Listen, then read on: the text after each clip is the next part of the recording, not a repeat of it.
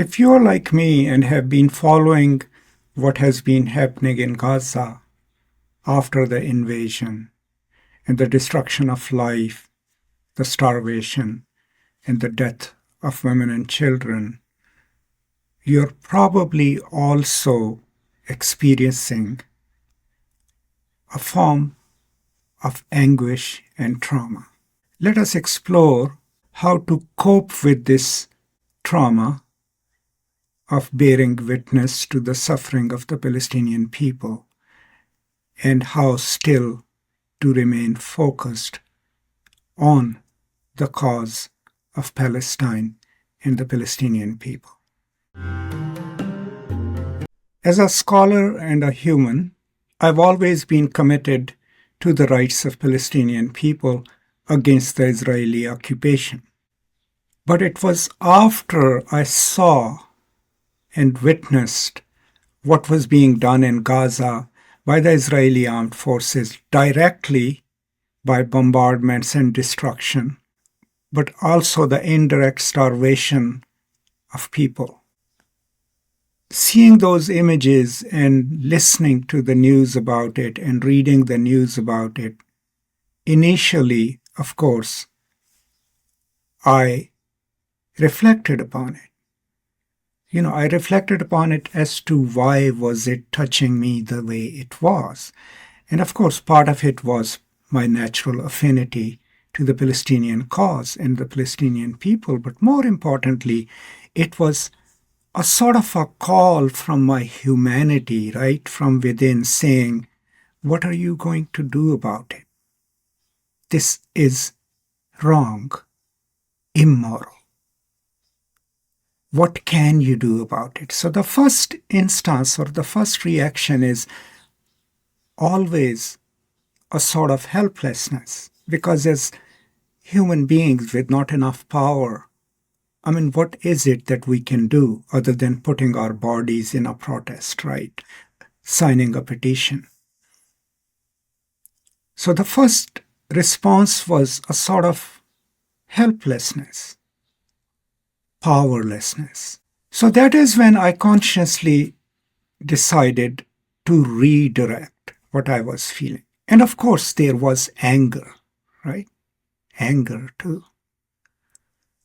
And the first thing that came to my mind was to use this channel to build a body of work which gives my views on the destruction of Gaza and openly expresses my love for the Palestinian people. And woven within that is a critique of Israeli policies, both in peace and in the state of war. And in my opinion, what did it do for me was that it gave me a positive outlet. It gave me a medium, this channel, right, through which I could express not just my feelings, but my reflections and my honest thoughts about what was happening in Gaza. Now, this is basically an educational channel. And these are deeply political videos, right? But since I am a teacher, most of these videos had a slightly didactic bent, right? They were not in your face, loudly shouting pronouncements. As Fanon would say it, these things I will say, for it's been years that shouting has left my life. So that's where I am in my life anyway. But what did that do, that sharing publicly with you? On an intellectual level, it intellectualized what was happening for me, because I had to go read, do research, right? So it gave me a purpose. And then on an emotional level, it gave me a people with whom I could talk about what was happening. But there is always secondhand trauma of witnessing, watching, or reading about atrocities being committed. So here are a few things that I learned through this experience of engaging with Palestine and through my own experience as a combat veteran. One thing that I had learned years ago to cope with my war trauma was to always do something kind in the world. Whenever I felt stressed or even angry, I sort of trained myself to go and do something kind. It doesn't have to be something huge or monumental. No, just holding the door for someone, thanking a person who is serving you in the coffee house, speaking politely to someone who might have asked for your help, a student, a neighbor, a stranger. I wasn't then aware of the deep psychological impact, the positive impact of this kind of behavior. It was later when I read people like Erik Erikson and Mark Bracher that I realized that when our body is in a state of anxiety, when we are stressed, or when we are grieving,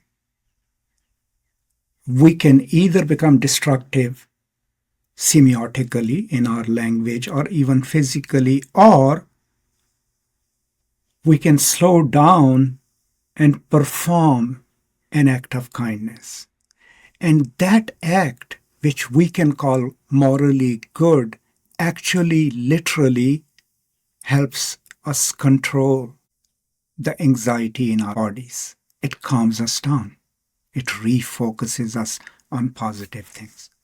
So, anecdotal, it may be, but if you are feeling anxious and angry and maybe exhausted emotionally by constantly watching and reading about what's happening and what might happen, try this, right? Be extra soft, be extra kind, and see what it does to you personally. Because the thing is, this is a long fight. Fight for justice is always a long fight. And we need our best faculties, but also our best and finest emotional energies to stay in this battle.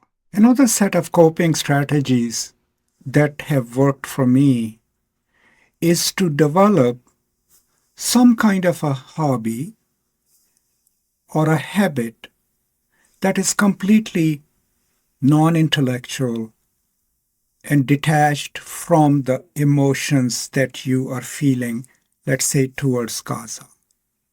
It could be something totally mundane: knitting, embroidering, gardening, going for long walks, peaceful meditation.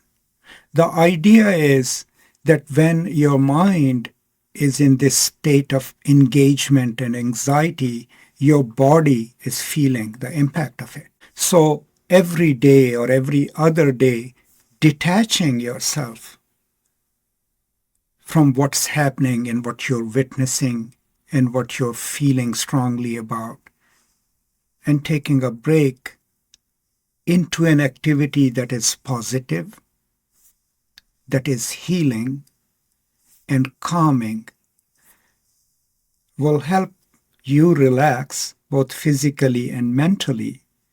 And a positive impact of it is that you will come back from it more energetic and more ready to face what's already there, the destruction that is already happening. But to remind ourselves that we have to take these moments, an hour in a day, 30 minutes, where we detach ourselves from the thing or the acts that are constantly commanding our attention and our emotions, and redirect that energy into something positive, but also something that is completely disconnected with that. Now, This strategy absolutely worked for me during war. When I was deployed in 1988 at 19,600 feet above sea level in the Karakoram Mountains, there was no break, right? The post that I was on got shot at from all directions. So there was no time where you were not in combat, even if you were sleeping in your bunker. And so for me, the activity that I developed was that for about 30 minutes, I will forget where I was. And I'll either read poetry or write poetry. And it became such a life-saving activity that over a time we were all connected through field telephones. Around 6 o'clock in the evening, people from other posts would start calling me and asking me, have you written something? And we will share poems with each other. Now, obviously, those poems didn't remove the reality of war around us, but it gave us a positive, creative activity that we then collectively shared and gave us that break, that emotional break from being in a static war. It may not have been possible, of course, if it was a highly mobile war. So what I'm sharing with you then is, of course, based in my study of how our psyche works. I already talked about Erik Erikson and Mark Brocker, but also in my own lived experience, where these small habits literally help me cope with the anxieties and pressures of war when I was in it. Now, I'm sorry to use the war metaphor, but this engagement that you and I have now and our emotional and intellectual investment in what is happening to people in Gaza and in West Bank, it's a lifetime engagement. You don't just wake up one day and say, I will root for the Palestinian people. You feel it in your soul that what's happening is unjust and immoral and wrong. And once you reach that moment where you feel it, then you're part of it. And when you're a part of it, you have to develop strategies to live your life, be committed, but also to perform activities that keep you regenerated, keep you healthy, and still committed. So find a hobby, anything, an avocation that is soothing and healing and gives you a positive break from your struggle in solidarity with the Palestinian people. And finally, how to deal with that feeling of powerlessness. You felt it. I feel it every single day. I mean, how is it that more than 34,000 people have been killed in Gaza? Majority of the population is still starving. Most of the infrastructure of Gaza has been destroyed. And our politicians are sitting here giving us their sanctimonious speeches, right? Obviously, they know what is going on. Obviously, they are not doing enough to stop it. And yes, of course, maybe they have their reasons. Maybe they are politically prudent reasons. But we feel helpless. We feel like we are not being heard. And worse than that, we are being targeted. The students who decided to protest in support of Gaza and the Palestinians are being labeled, are being arrested. And people like me and you who may not have the freedom or the time or the energy to actually participate in protests. We even feel doubly guilty because we feel like we're not doing anything, and that whatever we say has no impact. So that gives us this feeling of being powerless witnesses to a tragedy. And that's where reflection and action or praxis would help. So I start with, what is it that I can absolutely do? I grew up in the Muslim tradition, and there are 3 levels of praxis that are described in the Hadith. One is that if you see an injustice going on and if you have the power to stop it, you stop it. That is the absolute top level of praxis. A lot of us don't have that power. The second level is that if you see an act of injustice, if you see atrocities being committed, just like in Gaza, speak against it. That is what you and I can do. I can do it on this channel. I can do it on Twitter. I can do it on Threads, on Facebook. And pretty much if you have access to digital technologies, if you're watching this video, that is what you can do. Add your voice, a comment here, a suggestion here, sharing a link of a story with someone. All of these are acts of speech. So that means we all pretty much can do the second level of praxis. And that is speak against an atrocity or an injustice. And the third level, the first level was stop it if you have the power. The second level was speak against it. And the third level is that if you cannot do the first 2, in your heart, think that what is happening is wrong. And for the longest time in my life, I didn't understand it until I reflected on it deeply, and I realized how crucial it was that even when you do not have the liberty to speak or physically to stop some atrocities, thinking that it is wrong, morally wrong, is important. I mean, that's the last stage of praxis, but what it means is that you may not be able to do anything, but your soul is still intact, your conscience is still alive, and you can tell when something wrong is being committed against a people. So I'm not saying this is something absolute and you must follow it. What I'm saying is this is one way of looking at Gaza and what's happening.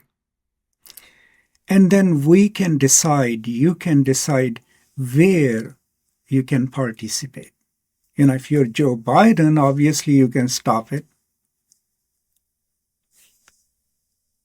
And if it's you and me, obviously we can speak against it.